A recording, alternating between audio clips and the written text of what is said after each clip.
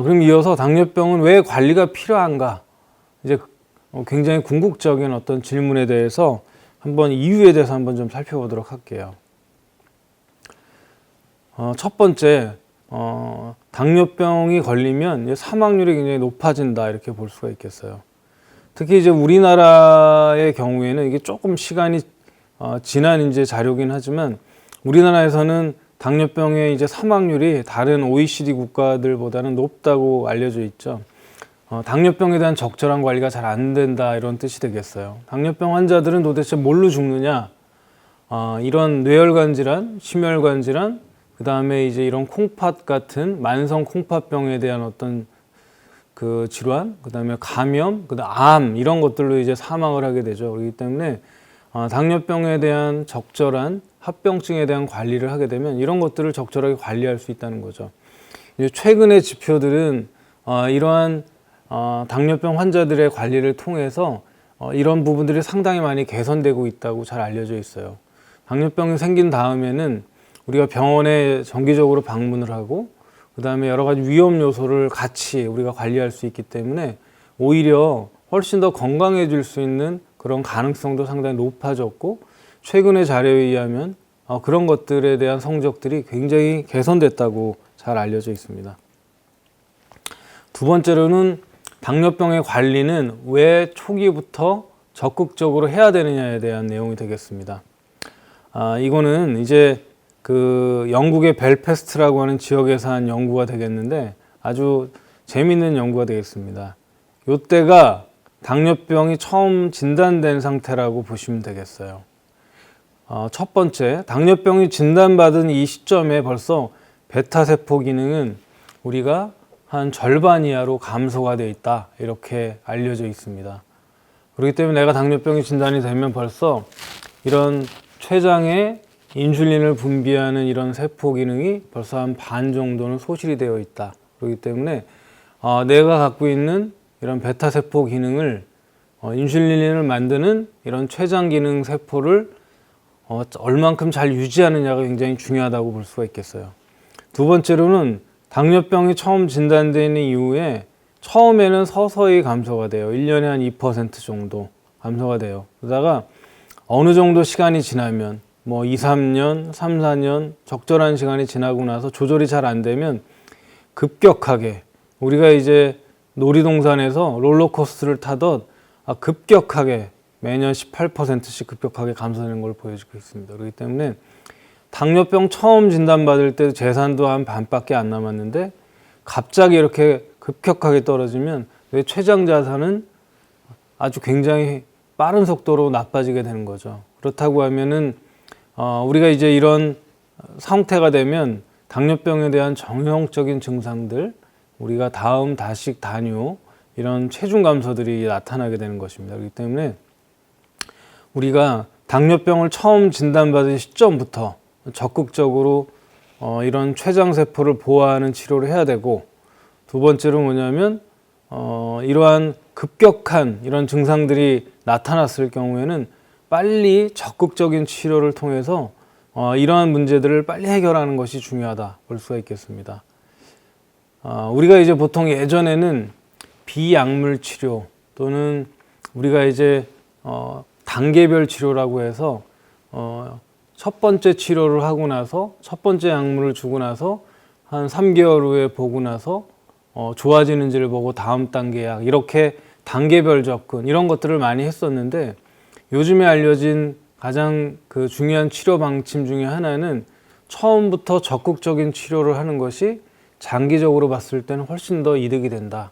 그래서 처음에 굉장히 적극적인 치료를 하고 조절이 잘 되면 오히려 이러한 여러 가지 약물요법, 인슐린 치료들을 이게 줄여가는 치료가 훨씬 더 좋을 수 있다고 생각을 하셔야 됩니다.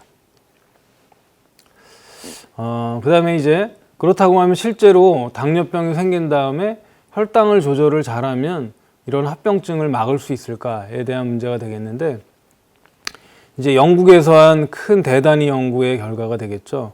아까 말씀드린 3개월의 평균 혈당의 당화혈색소라고 했는데 그게 1% 감소를 시키면 이런 이제 당뇨병과 연관된 여러 가지 그 사망률, 그 다음에 심근경색, 뇌졸중, 말초신경병증, 미세혈관병증 뭐 이런 대단히 여러 가지 합병증들을 상당히 많이 줄일 수 있다는 것을 잘 이제 알려져 있고, 이 연구에서는 우리가 흔히 얘기하는 7% 미만으로 조절이 되지 않았음에도 불구하고 이 정도 효과가 있었던 거거든요. 그렇기 때문에 우리가 생각하는 조절 목표보다 더 좋은 결과를 나타내면 바로 이러한 당화혈색소를 더 좋은 상태로 유지하고 합병증도 훨씬 더 예방할 수가 있다, 이렇게 볼 수가 있겠습니다. 그렇다고 하면 이제 당뇨병에 대한 합병증은 어떻게 예방할 수가 있을까? 그래서 이제 당뇨병의 치료는 어떻게 해야 되느냐에 대한 문제인데, 우리가 보통 이제 1, 2, 3 이렇게 많이 이해하기 쉽게 얘기를 합니다. 이 일은 뭐냐면 첫 번째, 이제 당뇨병이기 때문에 뭘 해야 되겠죠? 혈당 조절이 굉장히 중요하다고 볼 수가 있어요. 그래서 아까 헤모그로빈 A1C, 이게 당화혈색소 같은 말이라고 그랬죠. 그래서 1번은 혈당 조절, 그 다음에 이제 두 번째로는 뭐냐면 결국은 혈관을 망가뜨리는 두 가지 어떤 요인들을 같이 조절을 해야 된다는 거고, 두 가지 이제 선행 요인은 뭐냐면 고혈압하고 이상지질 혈증이 되겠습니다. 콜레스테롤, 이제 나쁜 콜레스테롤인 LDL 콜레스테롤을 우리가 목표 수준으로 낮추는 게 중요하다. 그래서 1번은 혈당 조절, 2번은 고혈압과 콜레스테롤 조절, 세 번째로는 이제 세 가지 합병증을 잘 점검하는 게 중요하다. 세 가지는 뭐냐면 눈, 그다음에 콩팥, 신경합병증. 그래서 이제 1, 2, 3 요법으로 관리를 잘 하면 대략적으로 나는 어떻게 관리를 해야 되고 어떻게 관리가 되는지를 알 수가 있다, 볼 수가 있겠습니다. 이러한 치료들은 결국은 학생 이제 시험으로 생각하면 뭐 국어, 영어, 수학과 같이 굉장히 주요 과목에 해당이 됩니다. 그렇기 때문에 해당되는 각각의 요소들을 전반적으로 잘 관리하는 것이 중요하다, 이렇게 이해를 하시면 좋겠습니다. 그래서 오늘 제가 말씀드리려고 하는 이제 전반부의 결론은 이제 당뇨병에 대한 이제 정확한 이해, 그리고 나는 왜 당뇨병이 생겼는지에 대한 이해, 그럼으로써 나는 어떻게 관리를 해야 되는지에 대한 이해, 병원에 다니면서 나는 어떤 검사들을 하고 있고 그 검사들은 어떤 의미를 갖고 있는지에 대한 어떤 이해들이 필요하다고 볼 수가 있습니다. 저희가 외래 진료를 보면서 가장 이제 안타깝게 생각하는 것 중에 하나는 뭐냐면 당뇨병이 생긴 그 원인, 그것은 이제 내 생활 습관 속에서 굉장히 중요한 원인들이 존재하죠.